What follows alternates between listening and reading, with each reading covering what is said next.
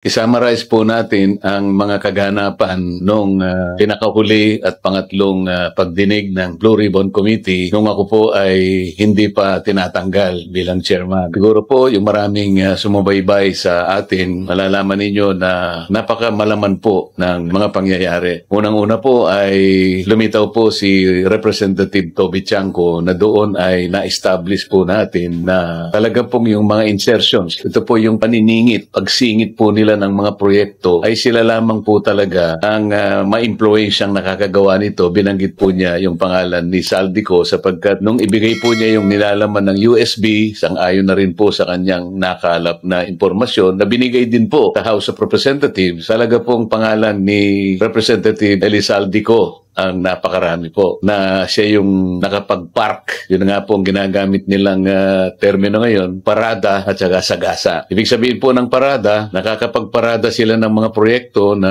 may kinalaman naman po, kinakasangkapan din nila yung mga lokal na representative sa lugar. Yung iba, yung sagasa naman po, ay mas matindi po yun. Talagang ipapark nila doon sa ayaw mo at sa gusto. So napatunayan po nung yan ay tinindigan po ng gobernador ng Mindoro Oriental, kung saan bali nagsanib po yung pagpapatotoo ni Representative Toby Chanco at saka si Gobernador Dolor ng Mindoro Oriental. Pagkatapos po niyan ay lumitaw po yung pagtatapat ng dalawang mag-asawa, itong mag-asawang Curly at Sara Diskaya. At yan naman po ay naging daan yung offer natin nung pangalawang pagdinig na kung saan po ay pinload natin yung idea na kung gusto po ninyong magtapat, tulungan na po ninyo kami para mas madali po ang aming trabaho at makakaasa po kayo na sa ilalim po ng Witness Protection Program. Kung inaakala po ninyong makakatulong kayo,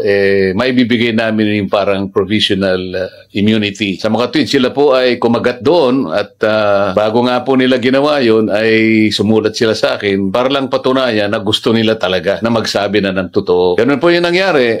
Sila ay tumestigo, binasa nila yung kanilang salaysay na mag-asawa. At doon nga po ay lumitaw, meron pong 17 miyembro ng mababang kapulungan ang kanilang ipinagtapat na di umano ay kasangkot nga po dyan sa kung paano po nagagawa yung pagpapatupad ng flood control projects. Nakapagpangalan din sila ng 10 iba't iba pang mga tao, karamihan po ay galing sa Department of Public Works at mga pribadong tao na nagkaugnay-ugnay sa ganitong gawain. Pagkatapos po niya, napansin din po ninyo yung isang contractor na nagpapahiram ng lisensya, ginagamit naman nila ang resources ng gobyerno.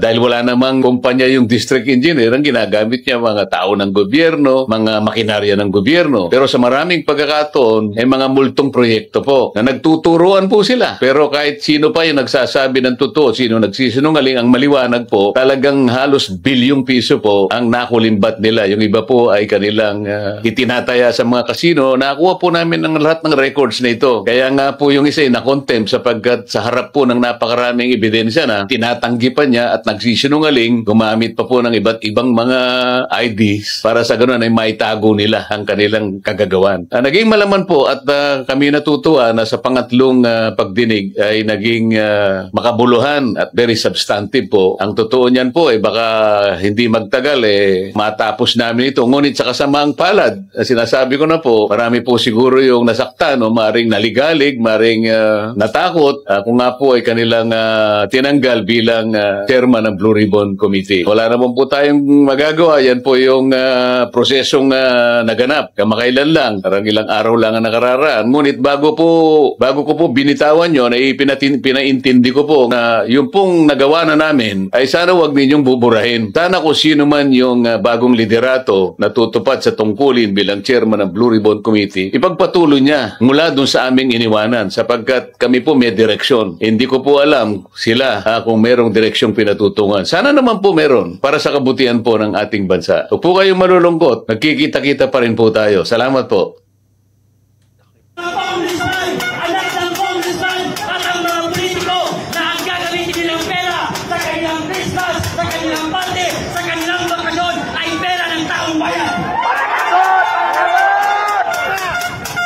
Hindi pwede na matapos ang administrasyon ito na hindi may makulong si Martin Romualdez at si Saldico.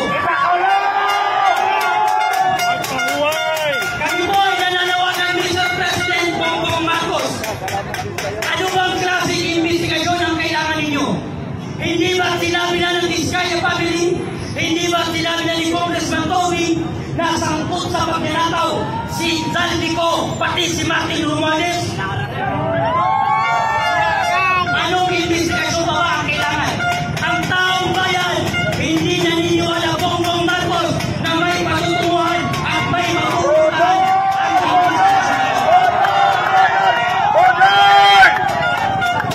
paano maniniwala ang taong bayan na may mapupuntahan ng investigasyon ito kung ang nag-iimbestiga ay sangkot sa nagawang sa gobyerno? Kaya ang taong bayan, Mr. President, pati dyan na tagapagsalita ng palasyo na si Claire Castro, kung ikaw ay sinungaling, huwag mong idamay ang taong Pilipino. Sinungaling! Piruin mo, saan ba nang nagaling ang fake news hindi ba sa tumakan ng Pangulong Bongbong Marcos? Kung sinabi niya sa kanyang zona na mahigit 5,500 ang flood control project ang natapos, yan po ay sinabi ni BBM. Ngunit ang tanong ng taong bayan, Mr. President, saan mo nilagay ang 5,500 na project control dito sa bansa? Hindi kami maniniwala sa mga politiko at hindi kami maging sunod-sunuran sa mga congressman na walang ginawa kung hindi kainin ang pera ng taong bayan. Bongbong Marcos, mahiya ka naman. Martin Romualdez, mahiya ka naman. Pati ikaw, Zaldico, mahiya kayo. Pati sa mga anak ng kontraktor at politikong kumakain sa pera ng taong bayan. Biruin mo kung gaano kawalang hiya ang mga anak ng politikong kurakot, pati anak ng mga kontraktor. Hindi sila nahihiya mag-flex ang mga kayamanan nila. Pero ang mga kayamanan yan ay galing sa ating mga Pilipino. Tingnan nyo si Jay Alonte, pati si Clarin ko, kumakain sa ibang bansa, nagkakahalaga ng 759,000. Samantala ang mga Pilipino, may mga bata na tutulog na walang makain, may mga Pilipino na lumulusong sa baha, habang ang mga politiko ay nagbaha. Mga kapitong Pilipino, lahat ng sangguniang kabataan, mga youth leader at taong mamamayan sa Pilipino, huwag na tayong magbinibinyan, huwag tayong magbulag-bulagan sapagkat napakatagal na niluloko lang tayo ng gobyerno ng Pilipinas. Tama na, Sobrana! Tama na ang nagawan! Tama na ang korupsyon! Mr. President, hindi nyo na po mabubulod ang Pilipino sapagkat ang mga Pilipino ay hindi po kumakaya mo. Marcos, Marcos, magnanakaw! Marcos, Marcos, magnanakaw! Marcos, Marcos, magnanakaw! Magnanakaw si Marcos! Marcos, magnanakaw! Marcos, Marcos, magnanakaw!